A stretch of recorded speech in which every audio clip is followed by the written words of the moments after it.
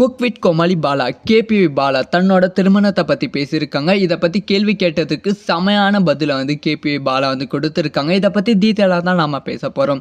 அதாவது வந்து எக்கச்சக்கமான டைம் வந்து பாலா கிட்ட திருமணம் எப்போ அப்படின்னு சொல்லி கேட்டிருக்காங்க. அதுக்கு வந்து வேறு மாதிரி தான் வந்து பதில் சொல்லியிருக்காங்க. ஆனால் வந்து இப்போ அவங்க சொன்ன பதில் தான் வந்து மக்களை வந்து சிரிக்க வைத்திருக்கு, ரசிக்க வைத்திருக்கு. ஸோ இதை பற்றி பேசலாம்.